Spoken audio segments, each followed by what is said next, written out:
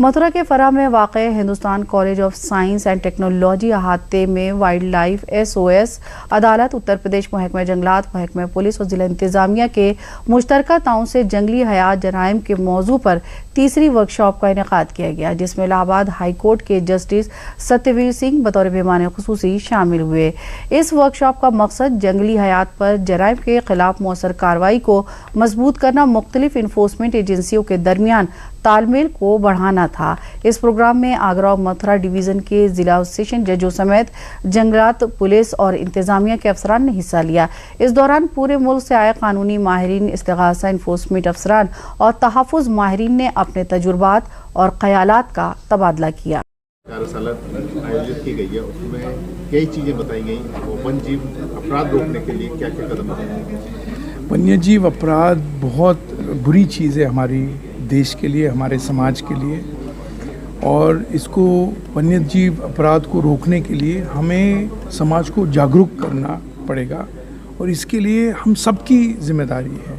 हर एक नागरिक का ये कर्तव्य बनता है कि हम वन्यजीव का संरक्षण करें, जंगलों का संरक्षण करें, पेड़ पौधों का संरक्षण करें और अपराध को रोकें। जो वन्यजीव अपराध है या वन्यजीव तस्करी है, चाहे वो छोटी सी जानवर हो, सांप हो, कबर बिज्जू हो, कोहरा हो, कोई भी चीज़ हो, उसको ना फंदे से कोई मारे, ना उसका तस्करी करे। इसको रोकने के लिए वन विभाग, पुलिस, CBI और कई और जुडिशरी से कई सारे लोग आज के वर्कशॉप में आए हुए हैं और इसके लिए हम बड़े आभारी हैं कि वाइल्ड लाइफ SOS ये तीसरे साल इसको लगातार वर्कशॉप को जारी कर पा रहा है और इससे हम ग्राउंड लेवल पे पुलिस, वन विभाग और कई सारे ऐसे इन्फोर्समेंट एजेंसीज जो है, इन सब को हम जागरूक कर पा रहे हैं कि ये स्पेशल लॉ है, ये स्पेशल एक्ट है, वाइल्ड लाइफ प्रोटेक्शन एक्ट, और इसके बारे में लोगों को जानना बहुत ज़रूरी है ताकि हर एक व्यक्ति, हम सबके नज़र में जो है, उन सबका ये जिम्मेदारी बने कि हम जानवरों का संरक्षण करें। ये बहुत ज़रूरी है। बिजली का कहना है कि पेपर जितने मजबूत होंगे हम उतनी अच्छी सजा दी सकते। जी, ये बहुत अच्छा चीज़ बताया लॉर्डशिप ने। जो जुडिशरी के स्पीकर्स है, उनका कहना है कि जो वन विभाग या पुलिस केस पकड़ते हैं, उनको वो केस का जो मजबूती तभी बनता है जब FIR या उसके जो डॉक्यूमेंट्स बनाते हैं, जो लिखा पढ़ी बनाते हैं, वो यदि टाइट रहेगा, स्ट्रॉन्ग रहेगा, तो इंसाफ जानवरों को मिलना और वन्य जीव को मिलना आसान हो जाता है। बस वही उस पर काफ़ी स्पष्टता की जा रही है और आज पूरे दिन सेशंस होंगे सुबह से लेकर शाम तक, और इसके साथ साथ सब पार्टिसिपेंट्स को जो आए हैं, इन सबको वाइल्ड लाइफ SOS के सेंटर आने में मौका मिला।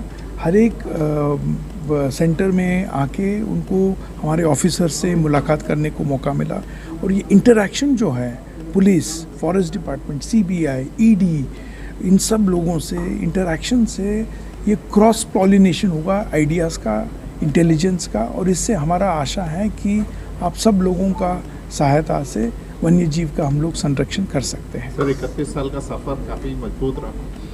जी, हमारा 31 साल का सफ़र रहा वाइल्ड लाइफ SOS जब से हमने क्रिएट किया, स्थापित किया 1995 में, और उसके बाद काफ़ी चुनौतियाँ थी हमारी, हर कदम पे चुनौती थी, पर समाज का सपोर्ट रहा और जुडिशरी का, डिस्ट्रिक्ट एडमिनिस्ट्रेशन का, फॉरेस्ट डिपार्टमेंट का, पुलिस का हमेशा सहायता रहा।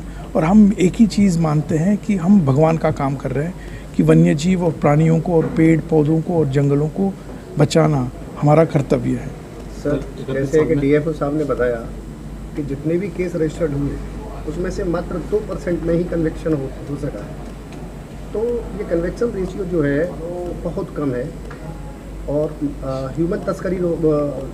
वन्यजीव तस्करी रोकने के लिए और बेटर हम लोग मिलकर के क्या कर सकते हैं कि वन्य जीव तस्करी में सबसे बड़ा कॉम्प्लिकेशन ये है कि लोगों को जागरूकता नहीं है, क्योंकि वो गैप हो जाता है, उस वजह से कन्विक्शन हो नहीं पाता है और अक्सर नॉन बेलेबल ऑफेंस में भी बेल हो जाता है। तो इसीलिए यही तो कहना था कि जो पेपर वर्क है उसका लिखा पढ़ी जो है वो बहुत सख्ती से और बहुत बारीकी से देख के उसको बनाना बहुत ज़रूरी है।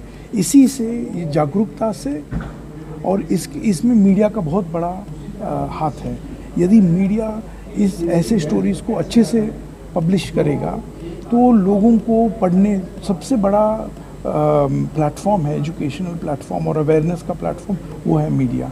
तो आप सब लोगों को ये जिम्मेदारी बनता है, आपका कर्तव्य बनता है कि आप इसको जितना आप ज़्यादा फैला सकते हैं उससे उतना ज़्यादा जागरूकता होगा तो कन्विक्शन रेट बढ़ सकता है, और इसी से हम लोग कन्विक्शन रेट बढ़ा सकते हैं। धन्यवाद सर।